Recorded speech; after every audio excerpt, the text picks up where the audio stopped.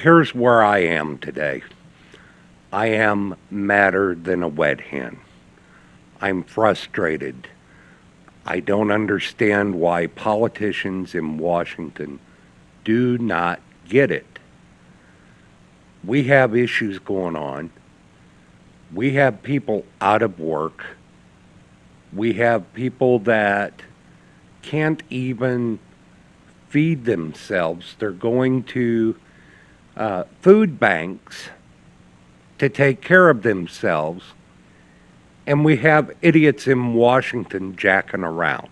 Hello, everyone. I am the Doctor of Disaster, Mark Warnick.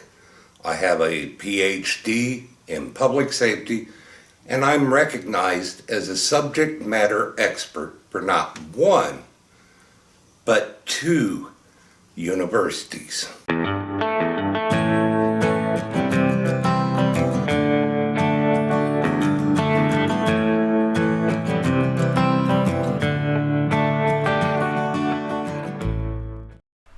Make sure to like and subscribe to the Doctor of Disaster. Hit that button over there. Here's where I am today. I am madder than a wet hen. I'm frustrated. I don't understand why politicians in Washington do not get it. We have issues going on. We have people out of work. We have people that can't even feed themselves. They're going to food banks to take care of themselves. And we have idiots in Washington jacking around. Yes, I said idiots in Washington jacking around. Here's my problem with that. Right now, this should be about coronavirus, COVID-19. The one thing that you won't see me do is point to a specific party, but I will point to a specific problem. And the problem right now is we need them to get that stimulus package out to help mitigate the circumstances that COVID-19 have caused. I don't know. I'm just befuddled. I have actually thought about this quite extensively, and one of the things that I will say is in the Senate bill, I believe that they worked in good faith together for the most part, and that Democrats were right to ask for accountability of our taxpayer money. There's no doubt about that. I want accountability too. I'm going to call it as I see it. When I see something right, I will say it's right. When I see there's something wrong, I'm going to say it's wrong. Now, look, on the congressional side, they added a wish list. And they're going to introduce this, and they're going to introduce that. No, this is not about forcing airlines to have a smaller carbon footprint. Not about that. It's not about funding for the Kennedy Center. It's not about anything but the coronavirus. What people who are not in emergency management do not understand is the longer it takes to get the economy going, the longer we will have people suffering. Plain and simple. So, while I typically don't wade into the political pool, I will on this. I absolutely will. Why? Because people are suffering. My job in public safety is to help people so they don't suffer, to save lives and reduce impacts of such things as the coronavirus. So, Here we go again. Now, I also, as long as I'm on it, and I hate to get into politics, I really do. Once again, I won't take sides. However, while we're on coronavirus, let's look at what happens when we let people come to our nation without going through the proper checks and balances. From a public safety standpoint, this is idiotic. You're putting people at risk. Public safety's job is to reduce risk, and the risk of a disease coming across the border, or drugs coming across the border, or a criminal coming across the border is not in the best interest of public safety.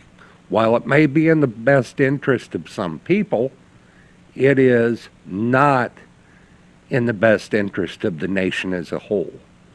We need to start looking at public safety and making our decisions on what will keep Americans safe.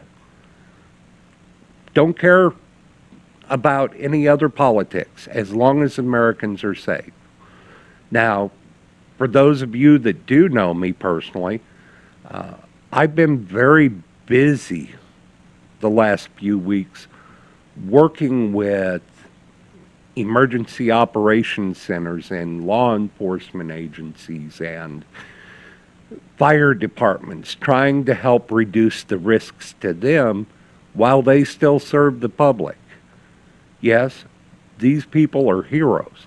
They're going out there, they're doing their job, they're taking every risk and every chance that they might get it, and it could be a very bad thing. Very bad.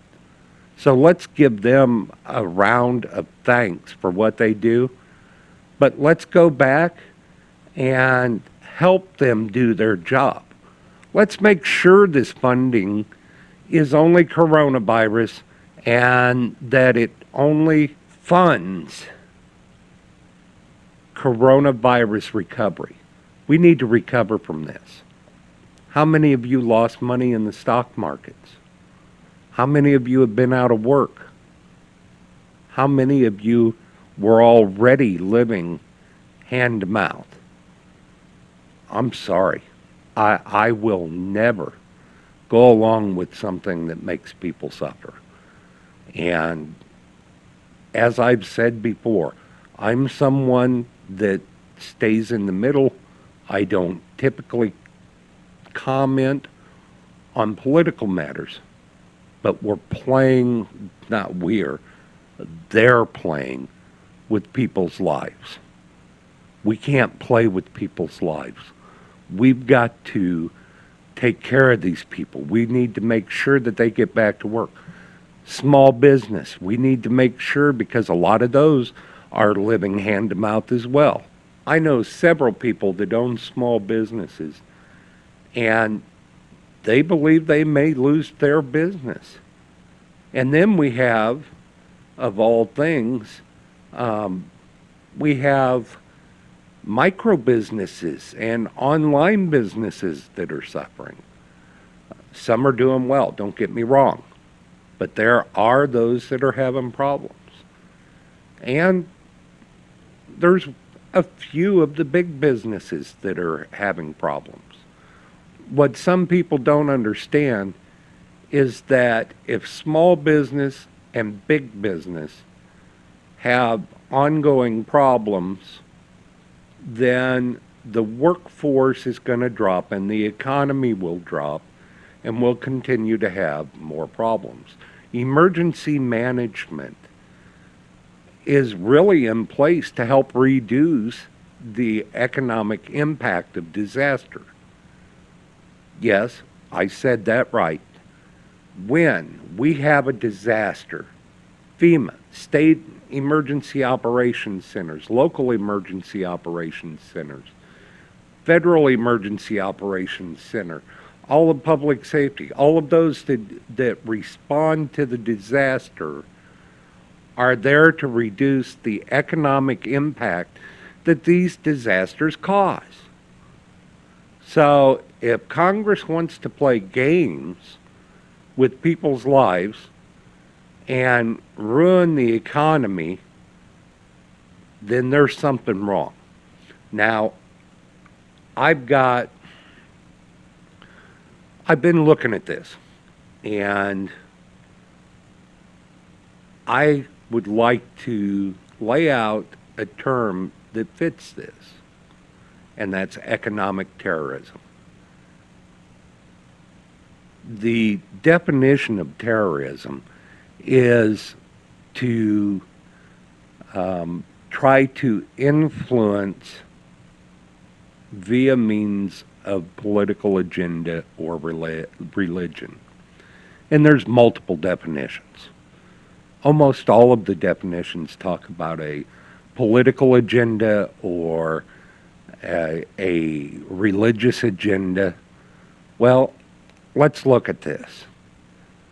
They are holding the American people hostage over their agenda. To me, that spells out economic terrorism.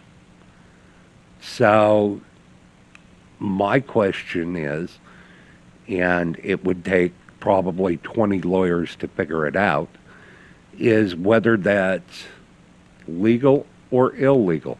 Quite frankly, Congress makes the laws, so I'm guessing it's legal. However, maybe we should start writing, start encouraging laws that say when there is a declared disaster that the funding that goes into it needs to go directly to it with no add-ons. Maybe that's what we need to do. But I'm telling you right now, I'm madder than a wet hen. And many Americans should be. A whole load of Americans. And as I said, I don't care who was doing it, it's wrong. And wrong is wrong. Don't forget to get your copy of the Doctor of Disasters book, Emergency Incident Management Systems, at Amazon.com. This book is the go-to on managing disasters and on the instant command system.